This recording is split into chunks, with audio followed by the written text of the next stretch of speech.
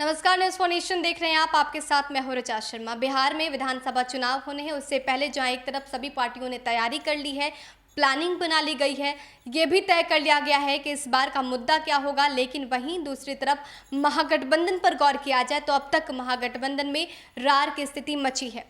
जितन राम मांझी लगातार नाराज चल रहे हैं अपने घटक दलों से। उनकी नाराजगी इसके साथ ये स्पष्ट है कि कहीं ना कहीं राजद से वो नाराज चल रहे हैं।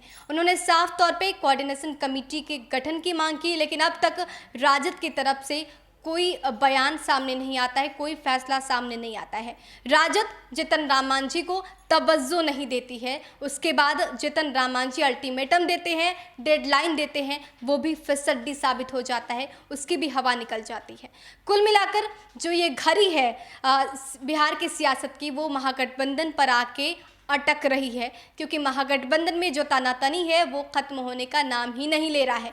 ये पहली दफ़ा नहीं है। इसके पहले जितन राम मांझी ने ये ऐलान किया था कि वो 25 जून की तारीख मुकर्रर कर रहे हैं। 25 जून की तारीख ऐसी होगी जो डेडलाइन होगा। 25 जून का अल्टीमेटम दिया गया था राजद को कि उस दिन ये तय करना है कि उसके अंदर ही जो कोऑर्डिनेशन कमेटी है उसका गठन हो जाना चाहिए। हालांकि ये तारीख भी चली गई, मांझी कोई बड़ा फैसला नहीं ले पाए।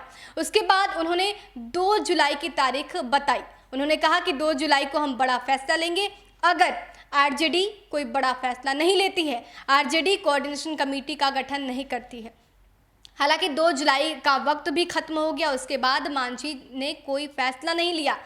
4 जुलाई हो गया।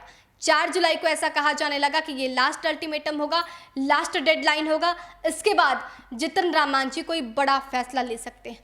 क्या उनका फैसला होगा, अभी तक इस पर कयास ही लग रहे हैं, ये स्पष्ट नहीं हुआ है। लेकिन जितन राम मांझी अब रुकने के मूड में नहीं है। लेकिन दूसरी तरफ अगर ये पूरे खेल को देखा जाए, पूरे माजरे को देखा जाए, तो ये स्पष्ट समझ में आ रहा है और लोग भी ऐसा कहते नजर आ रहे हैं कि जितन राम मांझी सिर्फ ब्लैकमेल कर रहे हैं।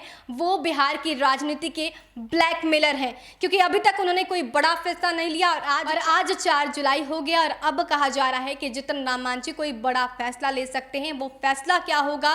क्या जितन राम मांझी थर्ड फ्रंट की बात कर रहे हैं? ये देखना दिलचस्प होगा। लेकिन राजद की तरफ से अभी भी तवज्जो नहीं मिल रही है।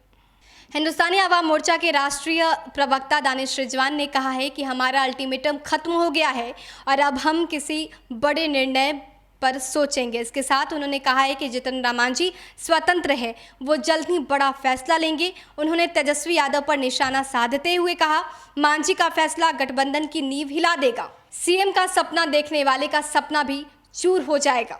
वहीं हम के दावे पर आरजेडी ने भी पलटवार किया है। पार्टी के नेता मृत्युंजय तिवारी ने कहा है, हिंदुस्तानी आवाम मोर्चा आरजेडी को धमकी देना बंद करे।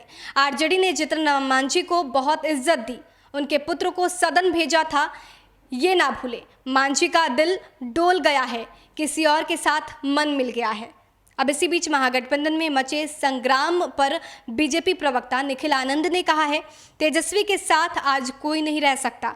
मांझी हो या फिर कुशवाहा, किसी को इज्जत नहीं मिलती। डूबते नाव पर कोई नहीं रहना चाहता। अगर मांझी एनडीए में आते हैं तो उनका अवश्य स्वागत किया जाएगा। तो इन सब सिनेरियो पर गौर किया जाए तो साफ तौर पे जितन राम मांझी ने जिस तरह से ये कहा था कि अल्टीमेटम दिया जाता है, अगर उस समय तक कोऑर्डिनेशन कमेटी का गठन नहीं होता है, कोई बड़ा फैसला लेंगे। हालांकि अभी तक मांझी की तरफ से यह ऐलान नहीं किया गया है कि वो आगे की क्या रणनीति बनाएंगे।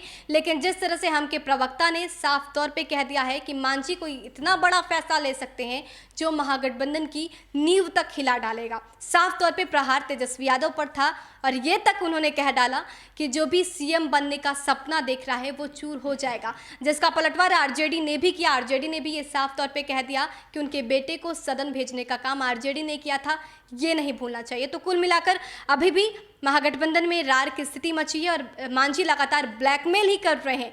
अभी तक कोई ठोस फैसला उन्होंने नहीं लिया है। हालांकि देखना दिलचस्प होगा कि मांझी क्या थर्ड फ्रंट बनाते हैं या फिर सीएम नीतीश के साथ घुल मिल जाते हैं, क्योंकि इससे पहले खबरें ये भी आ रही थी कि एनडीए में वो शामिल हो सकते हैं। देखना दिलचस्प होगा कि आगे की रणनीति क्या होती है। देश और दुनिया की तमाम अपडेट्स के लिए हमारे साथ बने रहिए और देखते रहिए न्यूज़ फॉर नेशन। नमस्कार।